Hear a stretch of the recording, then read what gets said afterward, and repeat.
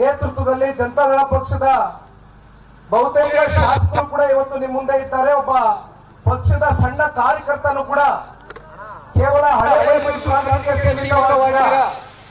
ಇವತ್ತು ರೈತರ ಹೋರಾಟಕ್ಕೆ ನಿಮ್ಮ ಬೆಂಬಲಕ್ಕೆ ನಿಂತು ಅನೇಕ ಕಾರ್ಯಕರ್ತರುಗಳು ಬಂದು ಭಾಗವಹಿಸಿದ್ದಾರೆ.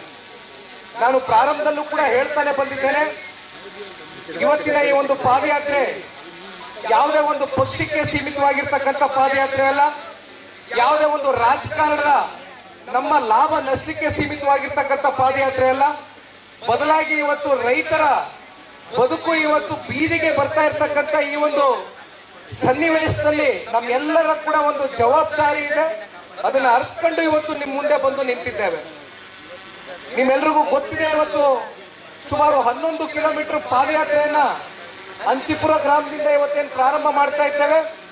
ಹೊಸೂರಿನವರೆಗೂ ಹೋಗಿ ತಲುಪ್ತಕ್ಕಂಥದ್ದಕ್ಕೆ ನೀವೆಲ್ಲರೂ ಕೂಡ ನಮ್ಮ ಜೊತೆಯಲ್ಲಿ ಹೆಜ್ಜೆಯನ್ನ ಹಾಕ್ತಾ ರೈತರ ಜೊತೆಯಲ್ಲಿ ಜನತಾದಳ ಪಕ್ಷ ಕೇವಲ ಭಾಷಣಕ್ಕೆ ಸೀಮಿತವಾಗಿಲ್ಲ, ನಿಜಕ್ಕೂ ನಿಮ್ಮ ಜೊತೆಯಲ್ಲಿ ವಾಸ್ತವ ಸ್ಥಿತಿಯಲ್ಲಿ ಗಟ್ಟಿಯ ನಿಲುವಿಂದ ನಿಮ್ಮ ಜೊತೆಯಲ್ಲಿ ಜನತಾದಳ ಪಕ್ಷ ನಿಂತಿದೆ ಅಂತಕ್ಕಂಥದ್ದನ್ನ ಇವತ್ತು ಬಹುಶಃ ಒಂದು ದಿನದ ಪಾದಯಾತ್ರೆಯಿಂದ ನಾವು ಇದನ್ನ ಸಾಬೀತು ಮಾಡ್ಲಿಕ್ಕೆ ಆಗೋದಿಲ್ಲ. ಇದು ಕೇವಲ ಒಂದು ಆರಂಭ ಅಷ್ಟೇ. ಒಂದು ಮಾತನ್ನ ನಿಮಗೆ ತಿಳಿಸ್ಲಿಕ್ಕೆ ಬಯಸ್ತೇನೆ. ನಿನ್ನೆ ಮೊನ್ನೆ ಏನಾಗಿದೆ ನೋಡಿದ್ದೀರಿ. 7 ಜನ ಇವತ್ತು ಚೆಕ್ ನ ಈಸ್ಕೊಂಡಿರ್ತಕ್ಕಂಥದ್ದನ್ನ ನೋಡಿದ್ದೇವೆ. ಯಾರು ಚೆಕ್ ನ ಪಡ್ಕೊಂಡಿದ್ದಾರೆ ಅವ್ರ ಬಗ್ಗೆ ನಾನು ಚರ್ಚೆ ಮಾಡ್ಲಿಕ್ಕೆ ಹೋಗೋದಿಲ್ಲ, ಅದು ಅವ್ರಿಗೆ ಬಿಟ್ಟಿರ್ತಕ್ಕಂಥ ವಿಚಾರ. ಅವ್ರಿಗೆ ಸರಿ ಅನ್ಸಿದ್ರೆ ಅವ್ರು ಏನ್ ಬೇಕಾದ್ರೂ ಮಾಡ್ಬೋದು.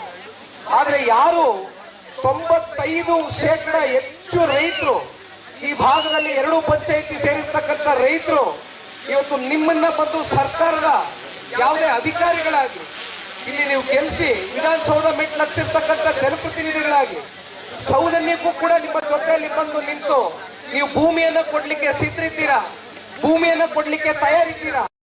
ಭೂಮಿಯನ್ನ ಕೊಟ್ರೆ ನಿಮ್ಮ ಜೀವನ ಮುಂದೆ ಯಾವ ರೀತಿ ರೂಪಿಸ್ತೀವಿ ಅಂತಕ್ಕಂಥ ಕನಿಷ್ಠ ಆತ್ಮವಿಶ್ವಾಸವನ್ನ ಕೂಡ ತುಂಬಿಸ್ತಕ್ಕಂಥ ಒಂದು ಪ್ರಯತ್ನವನ್ನ ರಾಜ್ಯ ಸರ್ಕಾರದ ಜನಪ್ರತಿನಿಧಿಗಳು ಮಾಡಲಿಲ್ಲ.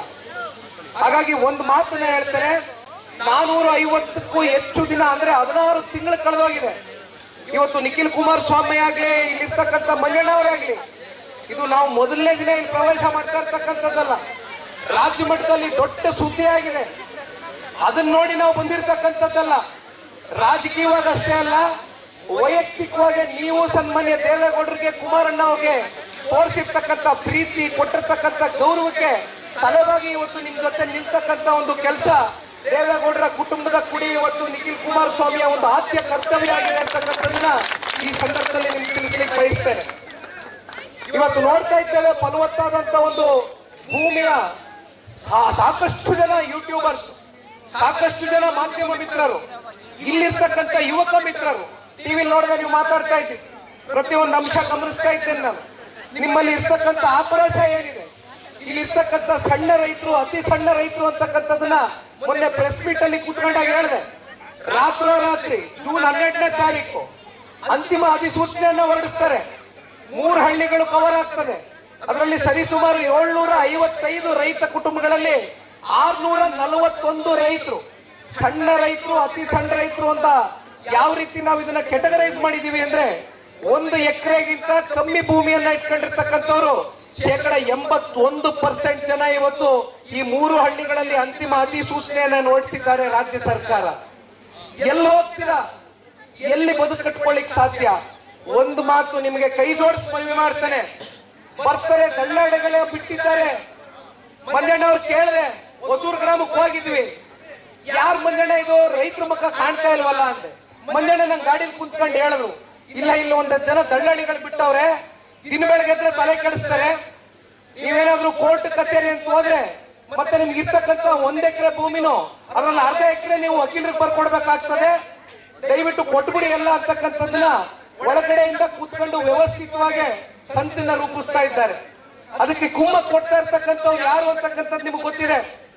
ದಯವಿಟ್ಟು ನಿಮ್ಮಲ್ಲಿ ಒಗ್ಗಟ್ಟು ಯಾವುದೇ ಕಾರಣಕ್ಕೂ, ಕೈ ಜೋಡಿಸಿ ಮನವಿ ಮಾಡ್ತೇನೆ, ನಮ್ಮ ರೈತರಲ್ಲಿ ಒಗ್ಗಟ್ಟನ್ನ ಮುರಿತಕ್ಕಂಥ ಪ್ರಯತ್ನ ಆಗ್ತಾ ಇದೆ. ನೀವು ಒಮ್ಮತದಿಂದ ಇವತ್ತು ಯಾವ ರೀತಿ ಗಟ್ಟಿ ನಿಲುವಿಂದ ನಿಂತಿದ್ದೀರಿ, ನೀವು ಇದೇ ಗಟ್ಟಿ ನಿಲುವಿಂದ ನಿಂತ್ರೆ ಯಾರು ಕೂಡ ಅರ್ಧ ಇಂಚ್ ಭೂಮಿನೂ ಕೂಡ ಇವತ್ತು ನಿಮ್ಮ ಭೂಮಿಯನ್ನ ಕಸ್ಕೊಳ್ತಕ್ಕಂಥದ್ದಾಗ್ಲಿ ವಶಪಡಿಸ್ಕೊಳ್ತಕ್ಕಂಥದ್ದಾಗ್ಲಿ ಸರ್ಕಾರ ಮಾಡ್ತಕ್ಕಂಥದ್ದಕ್ಕೆ ದಯವಿಟ್ಟು ಅವಕಾಶ ಮಾಡ್ಕೊಡ್ಬೇಡಿ, ಕೈ ಜೋಡಿಸಿ ಮನವಿ ಮಾಡ್ತೇನೆ. ಶಾರದಮ್ಮನವರು ಕೂಡ ಬಂದಿದ್ದಾರೆ, ಶಿವಮೊಗ್ಗ ಗ್ರಾಮಾಂತರದ ಶಾಸಕರು ಅಮ್ಮ ಅವರು ಭಾಗವಹಿಸಿದ್ದಾರೆ, ಕರಿಯಮ್ಮನವರು ಎಲ್ಲರೂ ಕೂಡ ಇದ್ದೇವೆ. ನಮ್ಮ ಕರ್ತವ್ಯ ಇದೆ ಇವತ್ತು.